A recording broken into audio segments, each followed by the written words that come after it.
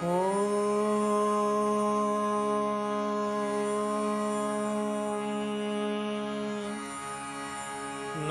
Shriyatiraja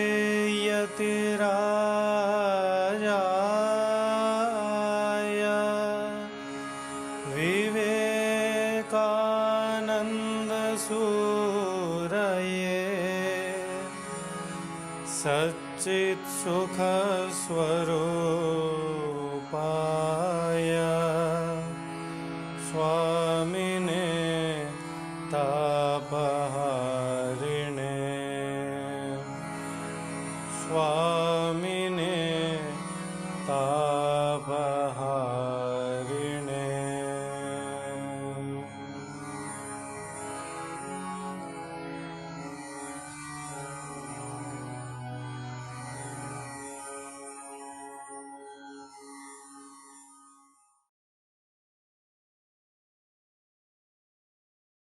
Good evening, Namaste. So, we are continuing with the discussion that we completed yesterday on Dravya and Guna. We will go on to Karma. So, as mentioned yesterday, Dravya is a very important concept in Ayurveda as the substratum of Guna and Karma. And we learned yesterday that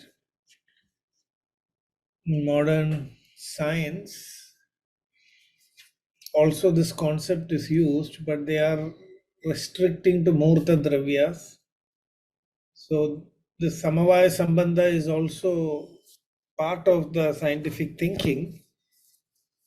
The major difference is that we accept what is there beyond the senses also. That is why consciousness for us is a Dravya, whereas for modern science it is more like a Guna or Karma. Because they will say that brain is the Dravya, consciousness is just its Guna or Karma. Why? Because when you destroy the brain, consciousness also gets destroyed. Now, this is very, very compelling argument that has brought in atheism and materialism to the world.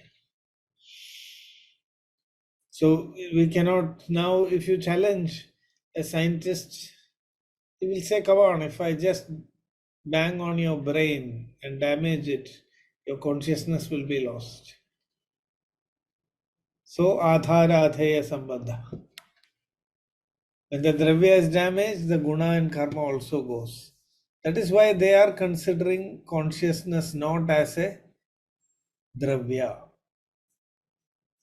But in Ayurveda, it is consciousness is a Dravya in itself. Atma is a Dravya in itself. It's not a Guna of the other Dravyas. So now we are coming to karma, the definition of karma, samyogecha vibhagecha karanam dravyamashritam kartavyasya kriya karma karma nanyad apechate. So how is karma different from... So here we are going to chemistry now. And this is very, very important to understand. Samavaya Sambandha is not, according to Ayurveda, it is not Samavaya Sambandha. It is just that Sharirendriya Sattvatma Samyogo Dhari Jeevitam. Jeevitam, Chetanam, Chaitanyam is different from Atma. Shariram Nama Panchamahabhuta Vigara Samudayatmagam Chetana Thisthana Bhudam Samayoga Vahi. So it is Shariram and the brain is called Chetana Adhisthana Bhutam. It is only an Adhisthana for Chetana. Chetana and our brain does not have Samvaya Sambandha according to Ayurveda. But according to modern science, it is Samvaya Sambandha.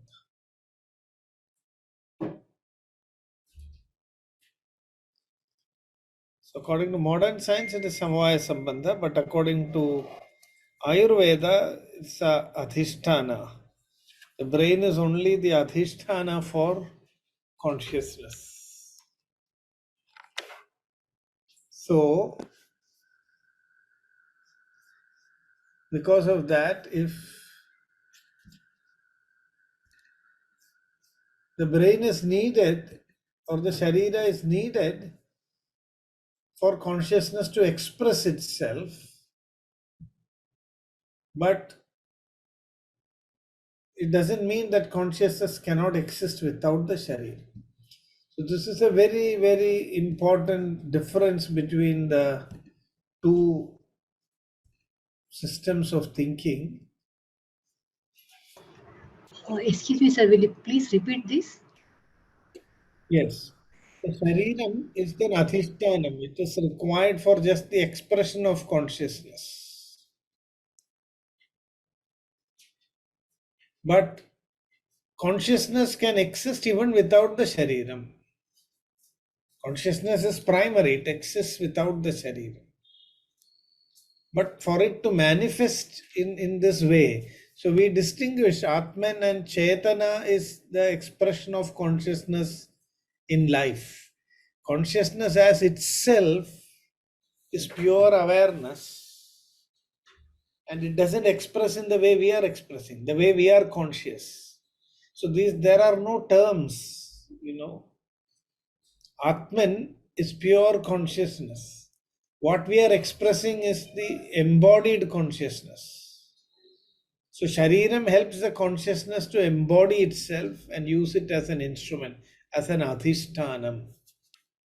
But if it was Samvaya Sambandha, that means that consciousness was not there in the beginning, and only after the life emerged, consciousness expressed as a function of the matter. That is a modern scientific theory. Modern scientific theory, matter exists first, and at some stage of evolution, consciousness manifests as a function, more like a karma. Whereas according to our thought, at first only consciousness exists. Then Jada comes and covers consciousness. And then consciousness again clears that Jada and expresses itself. This is how creation is happening in cycles. It's like a hide and seek story. Consciousness hides itself in matter, and then through a process of evolution again reveals itself. So this we call as a leela of consciousness. So this is a fundamental difference. So it all comes from Shad Padartha. If you analyze very carefully how we are looking at the universe, how modern science is looking at the universe, that difference brings about this fundamental difference in outlook. So science leads us to materialism. It doesn't help us to understand spirituality. Whereas spirituality is not against science or materialism, but it is not exclusive materialism. So in our tradition, there is no spirituality versus materialism or science. That is why we don't know what to call all these terms: spirituality, science, religion. It is all created in the West. We did not separate all this. For us, the totality of knowledge was all these things together. So today we are struggling with these terminologies: philosophy, science, religion, spirituality, humanities. So many things are there.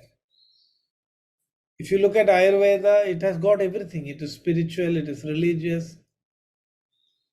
In my opinion, religion is the kindergarten of spirituality.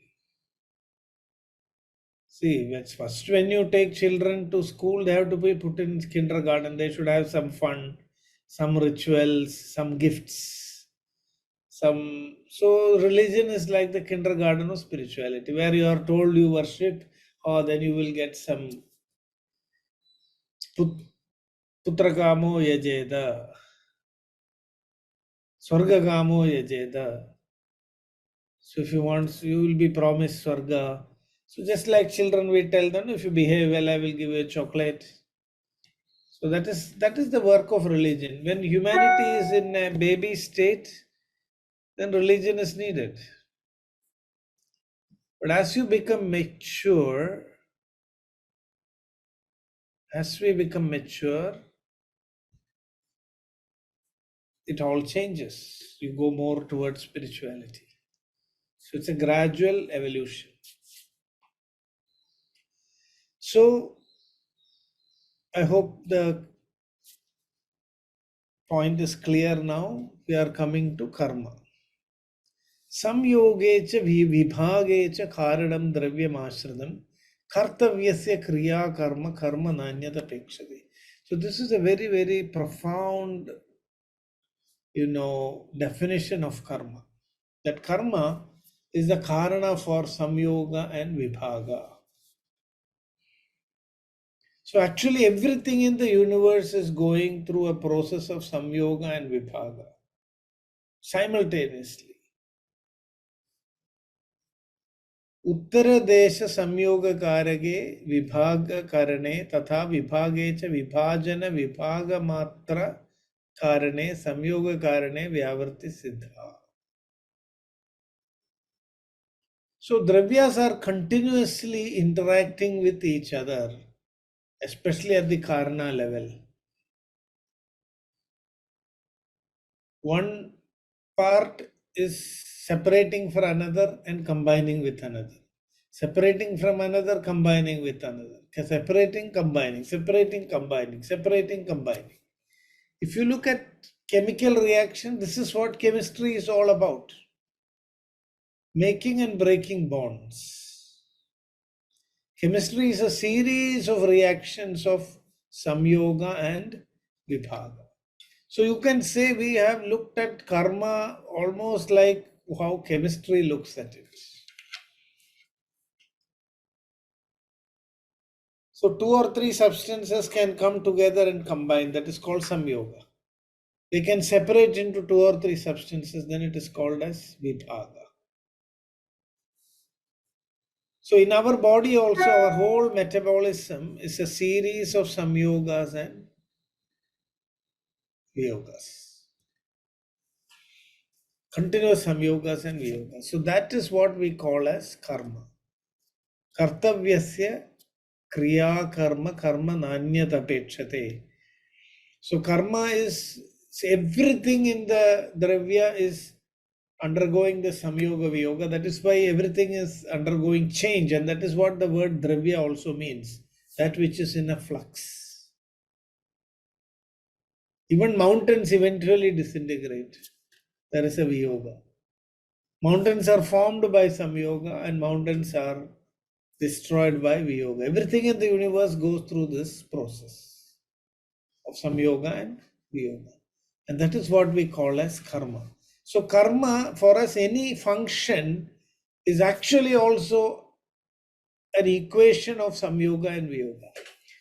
A plus B is equal to dash, A minus B is equal to dash. We should be able to explain it in these. This is how we put chemical equations, right? All of us who have studied chemistry know it's very, very boring and, very brain taxing exercise to learn chemistry because of the formulas and equations. And so we know these bonds, covalent bonds, all those kinds of things are there. So every time these bonds are breaking and new bonds are forming. Bonds are breaking, new bonds are forming. This is what we call as karma. So the dravya is the basis for guna and karma. What we are interested in Ayurveda actually is the karma. Samaha swam karma kurvate. I am repeating that point again. I mentioned it in the previous discussions also. That we want everything in the body to do its swakarma. Samaha swam karma kurvate. Which means samyogas and viyagas should happen in the proper sequence. When these equations are disturbed, then we have disease.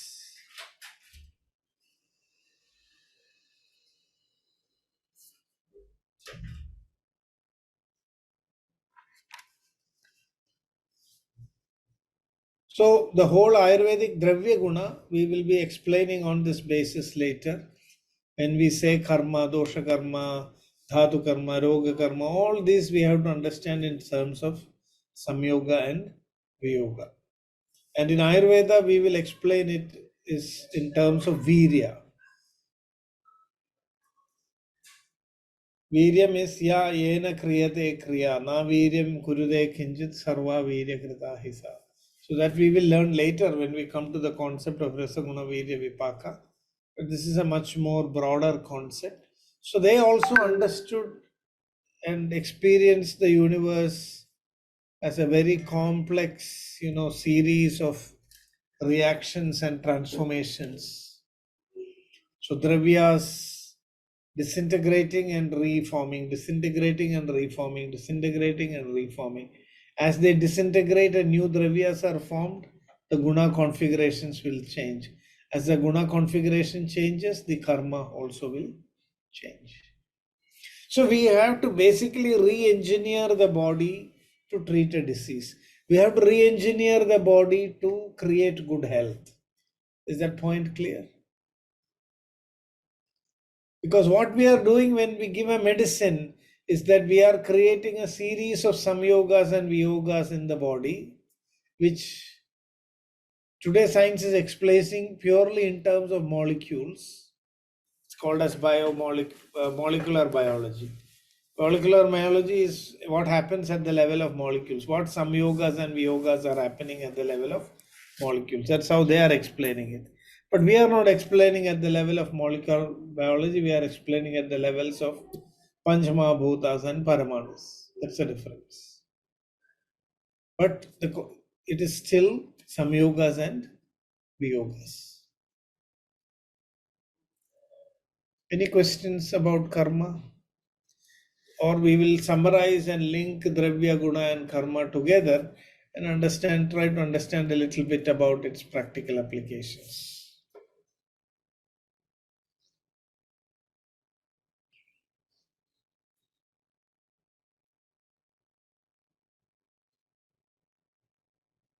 Okay.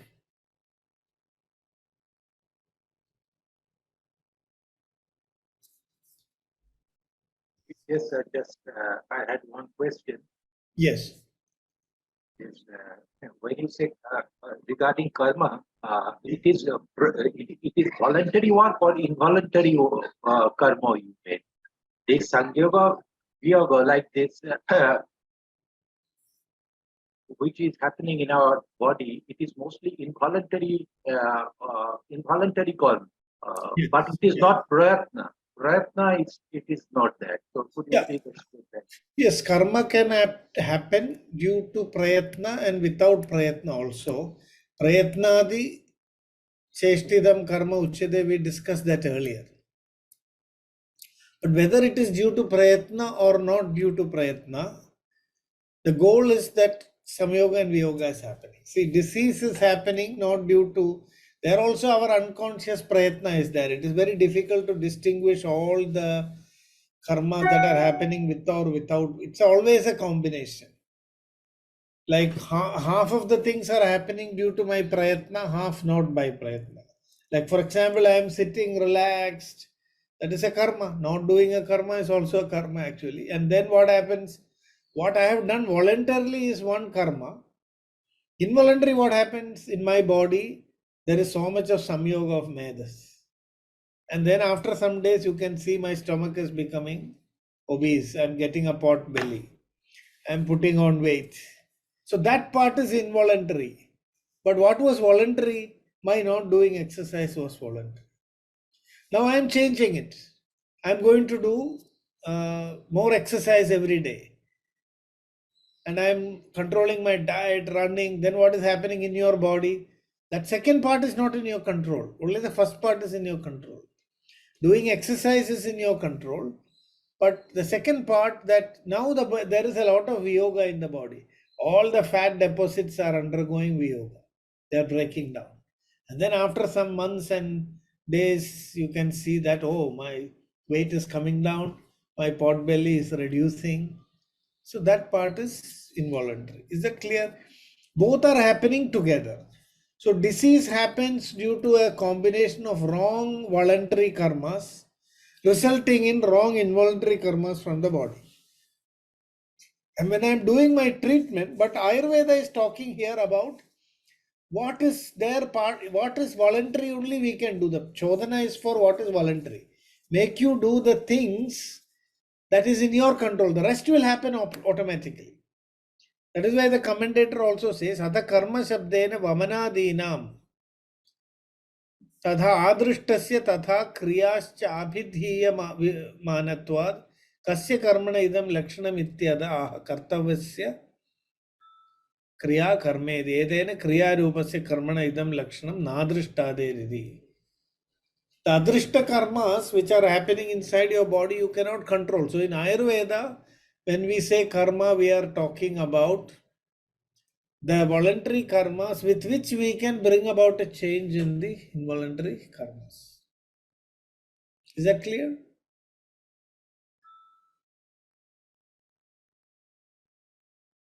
So if I don't sleep well, Yes, sir. if I don't sleep well, then it is good. So we must know every voluntary karma or prayatna, cheshta that we do has a impact on the adrishta karmas also that are happening inside your body. So technically speaking, Samyoga and Viyoga refers to this definition of karma refers to both the voluntary and involuntary functions that are happening in your body. But when it comes to treatment, we don't have control over the adrishta. We have control only over the drishta karmas. So by correcting that, we can correct the other karmas also. That is the whole idea. So healthy life means our prayatna should become correct. Then the rest we leave it. So our Vagbhara says, the other adrishta part is not fully in our control. Artheshu alabhyeshu agrita prayatnam kritadaram nityam upayavatsu jitendriyam nanu tapandi rogaha tatkala yukto yadi nasti daivam. So he's telling, people are asking, what if I do all these things in my chesta, in my control, will I be free from disease? That is everybody's question. If I don't smoke, if I don't drink, if I don't eat junk food, see, if you don't do all this, but if you are so stressed because of all that, I would say you better go and eat some junk food. Because stress alone is enough to kill you. So you have to balance both. A lot of people there is a story of a cardiologist who once scolded his patient so badly, saying that you have to stop smoking immediately, otherwise you will get cardiovascular disease, you will die. That poor fellow, by being frightened by the doctor, he stopped smoking all of a sudden. And the third day, he died of massive heart attack. Why? Because smoking was a way for him to release the stress.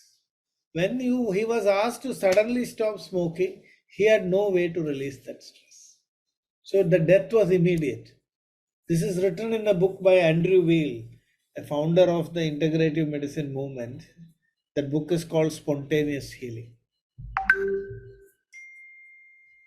So he's explaining.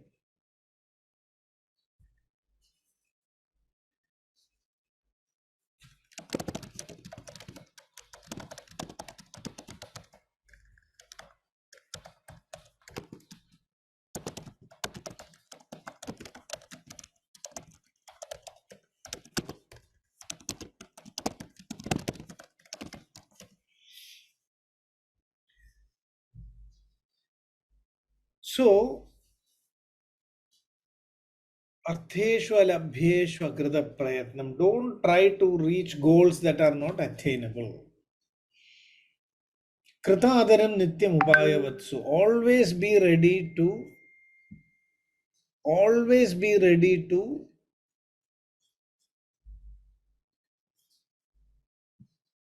target and achieve goals that are within your reach. So first step is, as they say, God give me the courage to understand what things I can change and what I cannot, and the courage to accept what I cannot change, and to take action to change what I can. So certain things we cannot change in the universe. We have to accept it. So if your karma should be such that artheshu labhyeshu agrita prayatnam. Don't go for things which are beyond your capacity. And never shy away from things which are possible for you to achieve. Artheshu labhyeshu agrita prayatnam kritadaram nityam upayavatsu. And then jitendriyam, be jitendriya, be self-controlled. Don't be tempted and jump to sensual pleasures. Then you will have consequences. So these are the three ways in which you should control your voluntary function. First of all, don't keep targets. Like if you are not having that capacity, you try to jump from a mountain without knowing how to do it, then that is sahasam, not dhairyam. Dhairyam means doing as your buddhi says. Sahasam means doing in haste without consulting your buddhi. Dhairyam is coming from the word dhiraha. Dhiyam ramate iti dhiraha.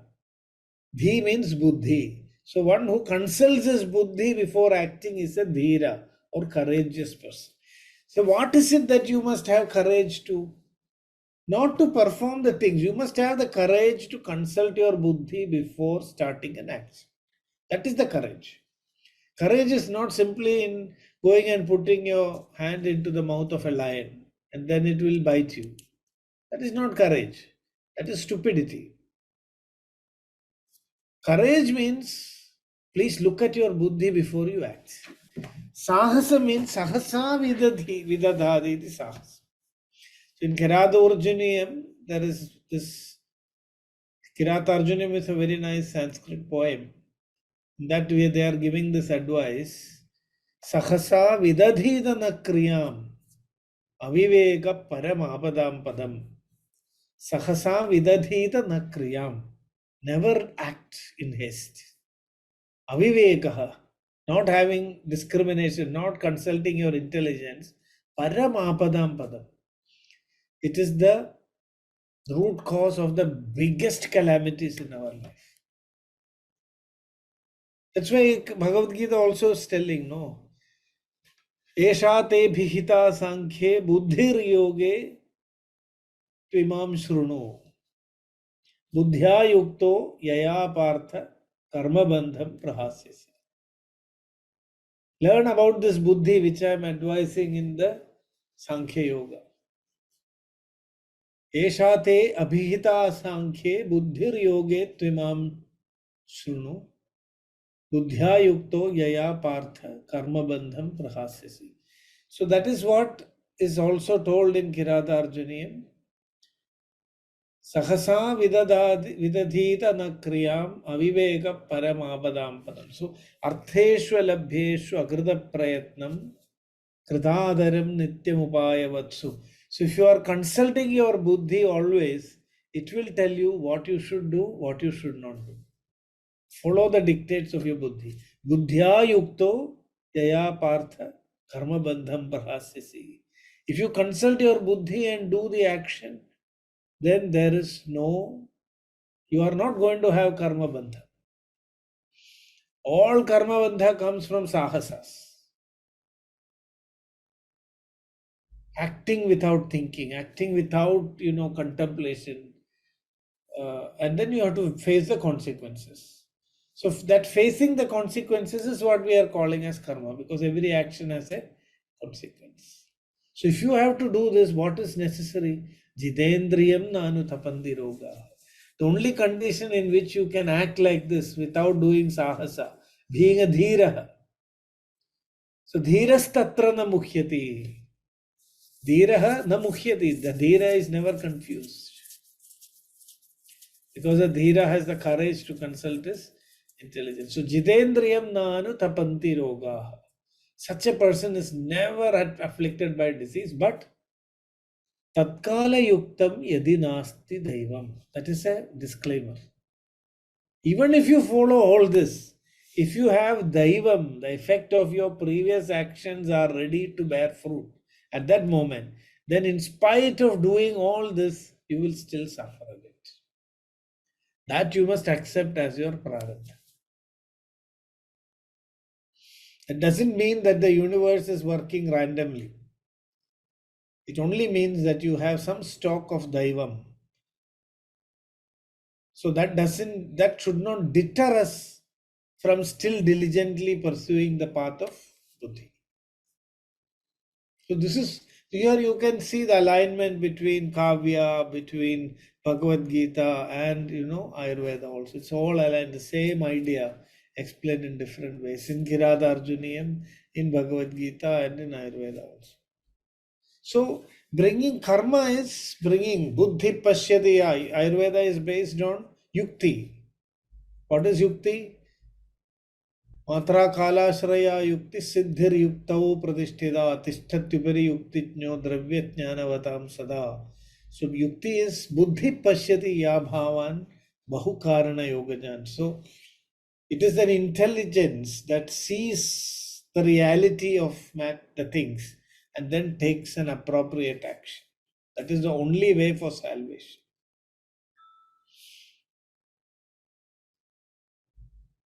एतद् बुद्ध्वा बुद्धिमान् स्यात् कृतकृत्यश्च Bharat.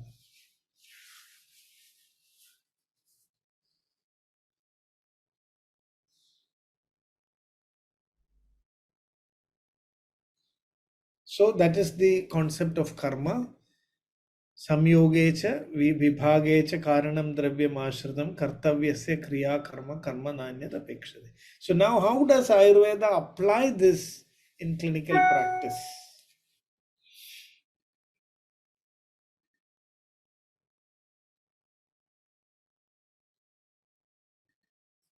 The dravya, guna and karma are three things which we cannot separate.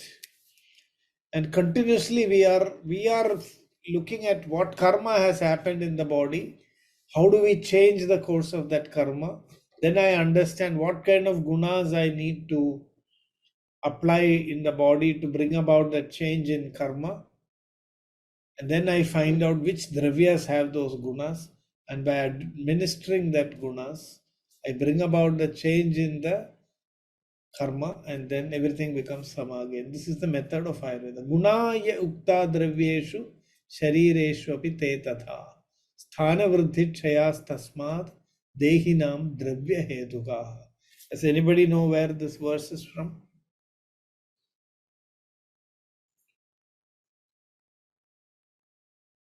Gunaya ukta dravyeshu sharireshu api te tatha sthana vruddhi chayas tasmad dehinam dravya hetukaha. Whatever gunas you see in dravyas around you, the same gunas are there in the body. So the sthana, vriddhi and shaya of the body is dependent on the dravya. Sthana, vriddhi, shayas tasmat dehinam dravya hetugaha. So in Ayurveda, this is the reason why dravya chikitsa became predominant. As I mentioned, adravya chikitsa was also there. See, in my opinion, today how scientists are looking at is that the Atharva Chikitsa was primitive, magico-religious, and Ayurvedic treatment became empirico-rational. This is the current understanding. In my opinion, it is not like that. After a lot of reading, I don't know, I'm just sharing my open views. You can tell your opinion also. In my thinking, the Atharva Veda Chikitsa was more superior to Ayurveda, because it was based on Sankalpa, it was based on Adravya concepts. When people lost that ability, they lost the tapas, then we had to start treating with dravyas. If you look at Atharva Veda, there is no dravya, there is just a Sankalpa, there is just a mantra.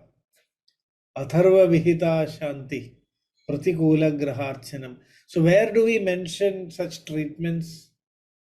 Ayurveda also accepts it. Atharva Vihita Shanti, Pratikula Graharchanam is mentioned in diseases which are not curable by other means. So this is a much lower method of healing with dravyas. It takes time. So there has been a degradation in our consciousness from that age where people were doing more tapas, they were engaged at a more mental level. We came down to a more physical level. So Vagbada also mentions this. Samantra Chikitsa I mentioned also already in yesterday's discussion, that there was Samantra and Nirmantra Chikitsa. So what we are discussing here with Dravya is Nirmantra Chikitsa. It is based on Yukti and logic. We cannot say this is superior to the other methods. But we have lost our ability to do Adharvana Chikitsa or other things. They look like rituals and magic and blind belief. No, but I think it is, my opinion, it is based on a higher psychology, deep spirituality, which we do not have the practice or practitioners. Today, because the people who are doing all these pujas, rituals, they are not having that tapas, it looks like it's all quackery and a makeup, like a placebo effect. So this is how Ayurveda also looks at it. So this is a different narrative. The historical scientific narrative is that in the Vedic period there was irrational treatment, magical treatment, religious treatment. When it came to Ayurveda, it became rational and Yukti Vipashraya. But unfortunately, Ayurveda could not free itself completely from the religious tradition like Greek medicine did. So it did become like modern medicine. That is one narrative which we are all learning today in modern world. But the real fact is that we have accepted there has been a continuity of the of the Adharvanic tradition, which is not magical or religious, but which is based on deep psychology and spirituality. But because our capabilities got reduced, we brought the Yukti Vipashraya Chikitsa also through Ayurveda. But we didn't completely give up Deva Vipashraya or Sattvavajaya Chikitsa. And today we are in the process of rediscovering these higher forms of healing also. It will take some more time, I think a few more centuries, before Sattvavajaya, Deva Vipashraya types of treatment may also be rediscovered. So we have to take all the three together. In Ayurveda is a complete composite of all these three. That's why Trividham we say Yukti Vipashrayam, Deva Vipashrayam and Sattvavajaya. Okay. So any questions?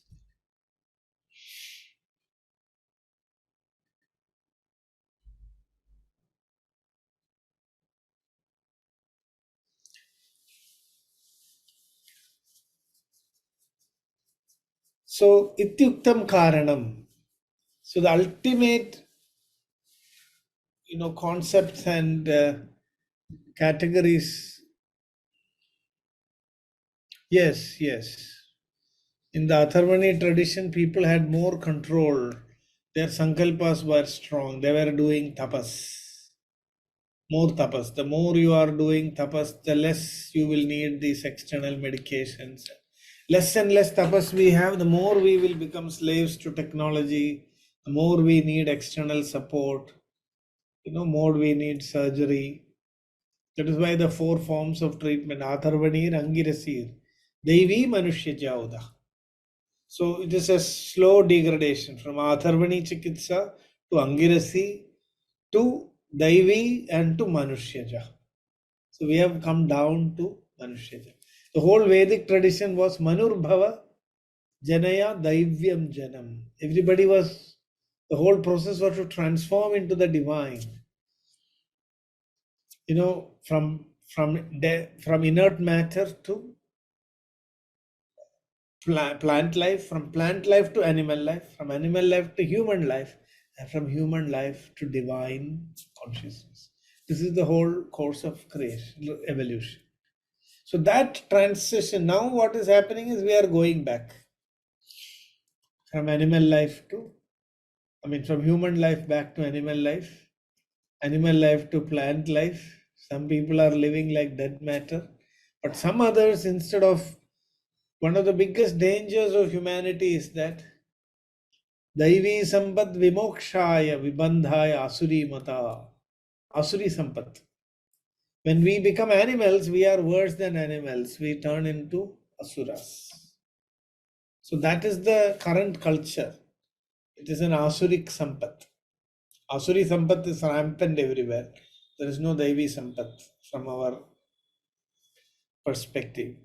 So the Atharvana Chikitsa is the superior, most superior form of treatment. That's why that 4 stages.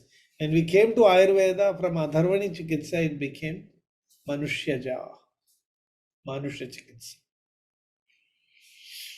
But we didn't completely throw away the previous, we kept the memories of that.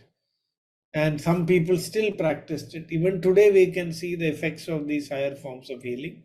And even in modern science, spirituality is coming back. In integrative medicine, they are trying to bring back spirituality. So that is the concept. Ityuktam karanam. Karyam dhatu samyam ihuchyate.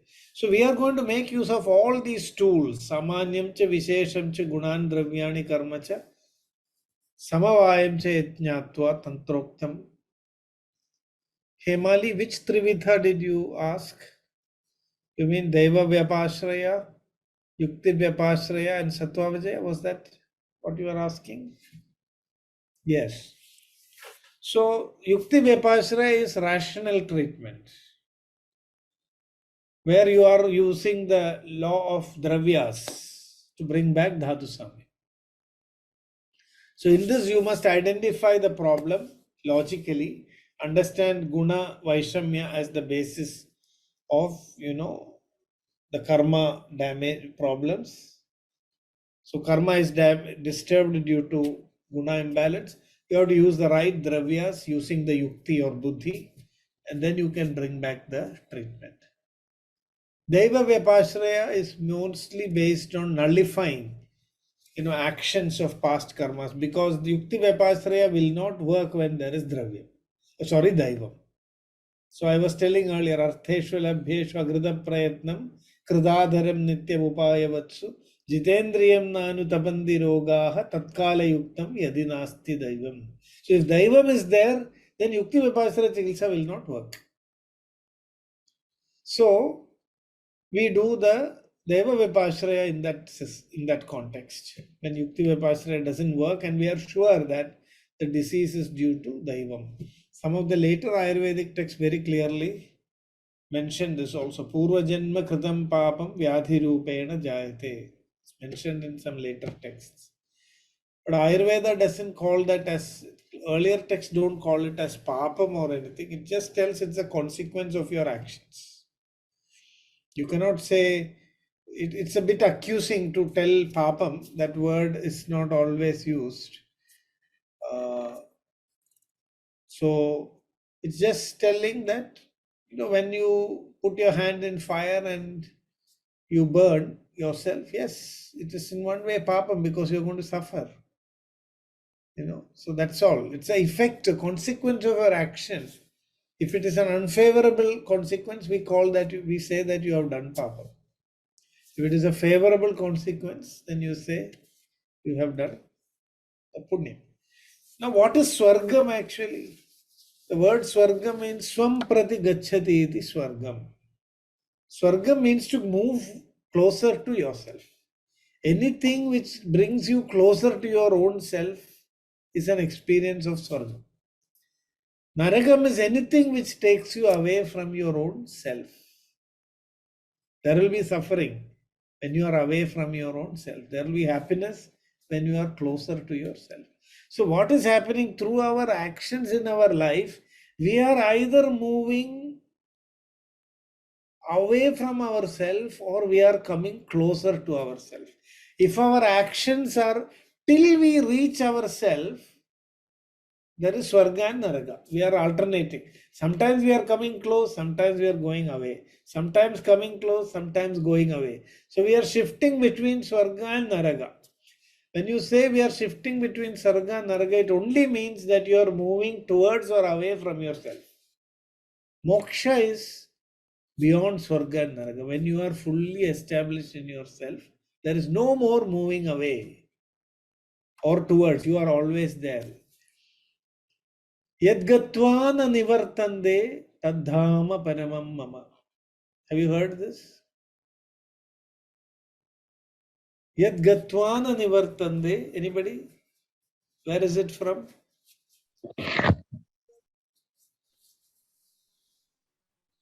Bhagavad Gita. Bhagavad Gita. Yes, yes, yes. So, Yadgatvana nivartande. Once you reach your own self, once you get established there is no going back.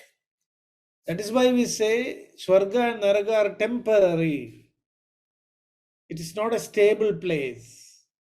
Just because you reach Swarga doesn't mean you have reached your goal. You can still go back or away. When you reach the center of yourself, when you have complete self-centeredness, there is no going back again. So when you have seen a maze, there is a small game which you play. There will be small balls, very small balls, and a whole maze. And you have to keep rotating it so that the balls come and go into the center. Have you seen that? I'm sure everybody has seen. It's a good brain relaxing and stimulating game. Now our life is like that. You may almost reach the center and then the ball will come out and go back to the outside again. Till it reaches the center, this going up and down continuously happens. So that is why we say that Swarga Bhoga is also not Shashvata. Swarga is not the Lakshya. We never lived for heaven. The goal of our religion is not to take us to Swarga. We are telling forget Swarga. Go beyond that. You have to be centered. Beyond Swarga and Naraga is the real happiness or Shanti. So karyam dhatu samyam ihochyate. The goal is dhatu samyam. So by using the Shad Padarthas, we are actually creating a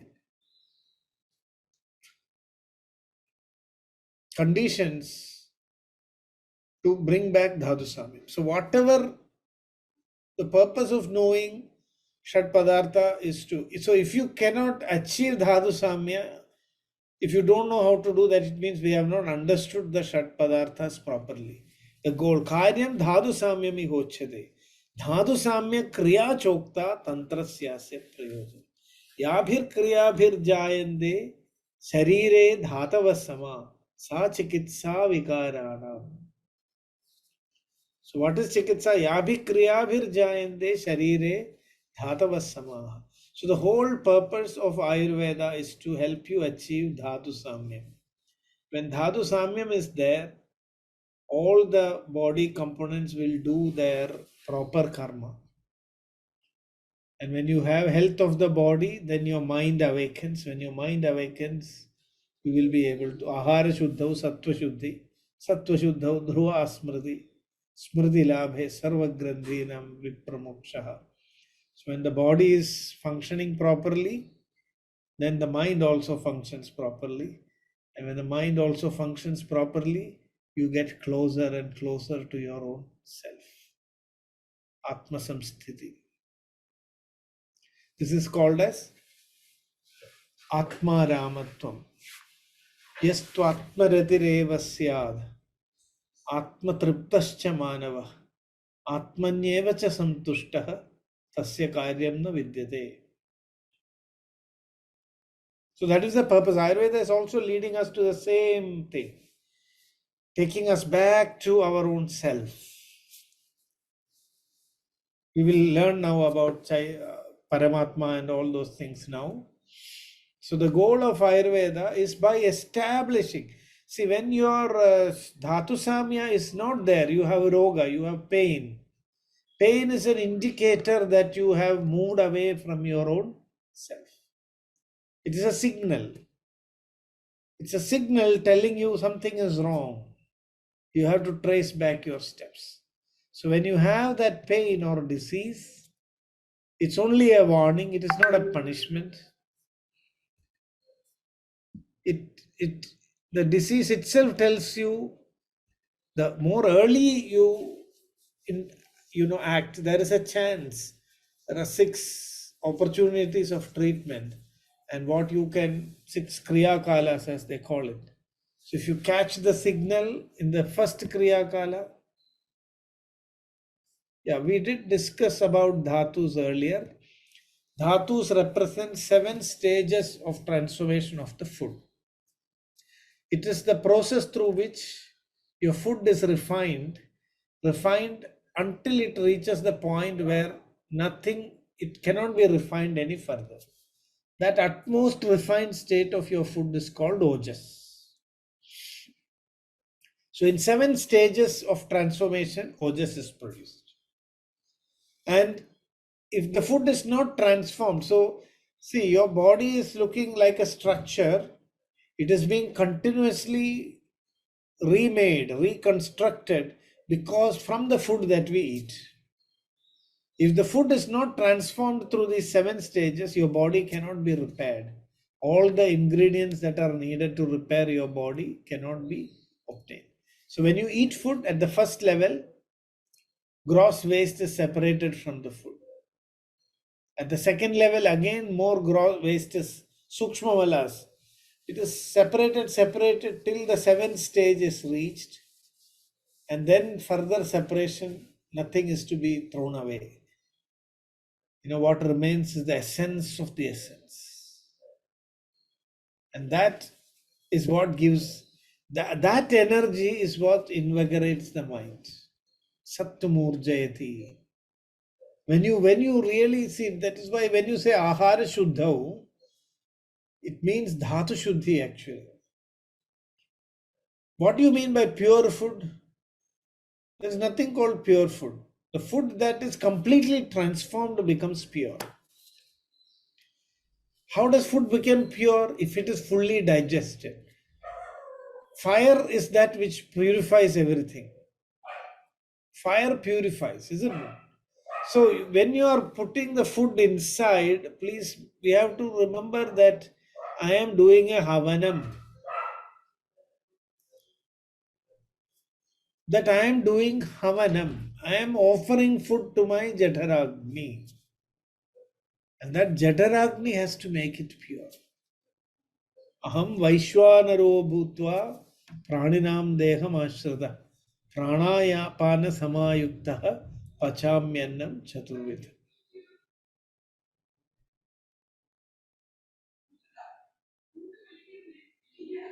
So that is why we say Annapurne, Sadapurne, Shankara Prana Vallabhe, Jnana Vairagya Siddhyartham, Bhiksham Dehi cha Parvati.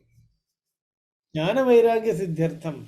I want the food that I eat to be completely transformed. But today we are living at the level of sensation. We are not bothering whether our food is getting transformed. So there is no shuddhi of the food. Many people say, my food is very shuddha. It is very hygienic, sterilized, and I am filling my body with sterilized food. Nothing is happening. I am becoming more and more tamasic because the food is not getting digested properly. Of course, we need hygienic food, but that is not alone what makes ahara shuddhi. Ahara shuddhi means kale abhyavahridam annam, matraya abhyavahridam annam, samyak jeernam annam. And that annam which converts itself into ojas. And all the food that you eat is converted into ojas by removal of all the waste in the body, then there is ahara shuddhi. And when there is ahara shuddhi, there is sattva shuddhi. So the purpose of dhatu samya kriya, dhatu samyam, is to achieve manaprasada. That is why the beautiful definition of health by Sushruta. Samadosha, Samagnischa, Samadhatu Malakriya, Prasanna Atmendriya Manaha, Swastha ityabhithiyate. When the doshas are sama, Agni will be sama. When Agni is sama, Dhatu Malakriyaha will be sama. So one after the other, it is telling how to build the block, the building blocks of health. First, dosha should be balanced. If Vata is more, Agni will become Vishama. Then Ahara Shuddhi is not possible. I am not sure whether my Agni is capable of digesting the food that I am eating. This is a fundamental question that we have to ask. Is my Agni capable of digesting the food that I am eating?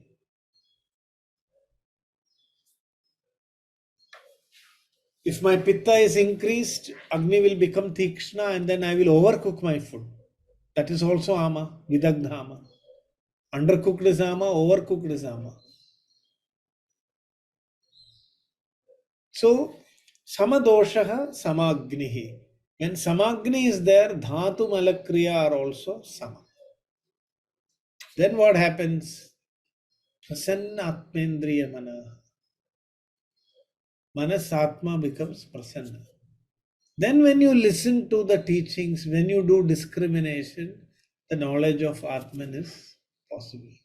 You eventually become a Atma Ramaha or Atma Ratireva Syad, Atma Triptascha Manavaha, Atmanyeva cha Santushtaha, Tasya Karyam na Vidyate. There is nothing to do. You just exist in bliss and we become a blessing to the whole world. This is the spirituality. This is how Ayurveda blends spirituality, health, physical medicine, materialism, philosophy, everything together into one whole.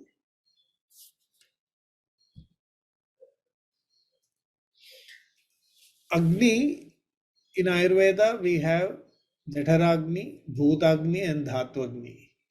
So one Jatharagni, 5 Bhutagnis, and 7 Dhatwagnis. So there are 13 Agnis in Ayurveda. Although Agni is one, for understanding purpose, we are classifying. In a future class, when the right context comes, we will discuss about the Agnis.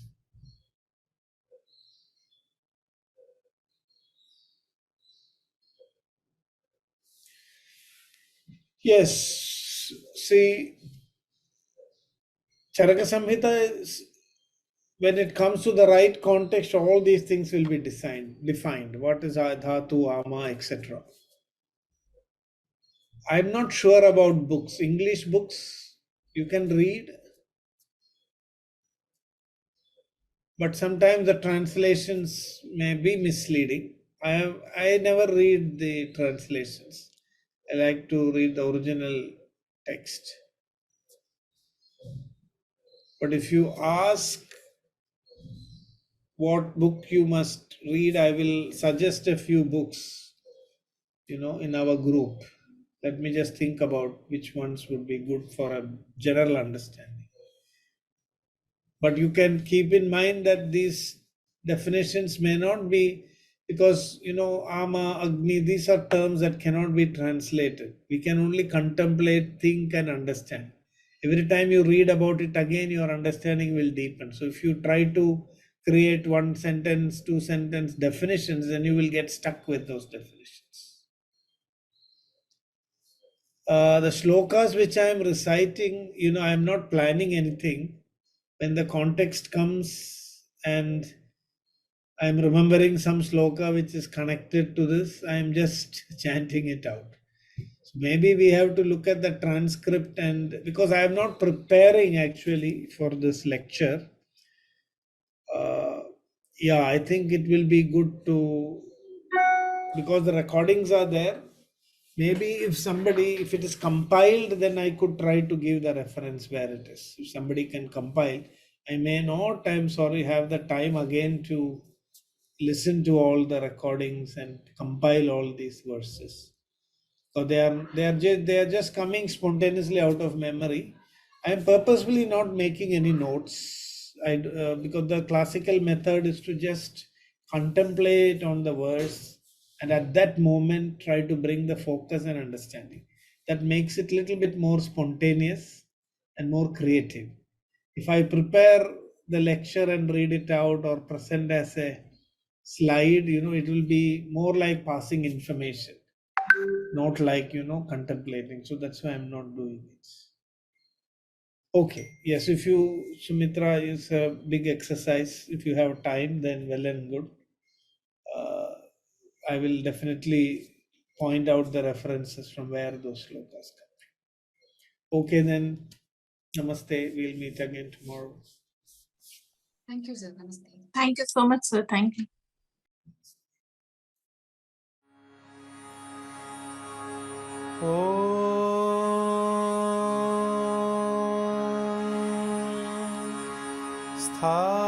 स्थापकाय च धर्मस्य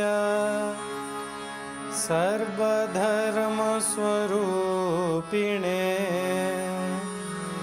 अवतारवरिष्ठाय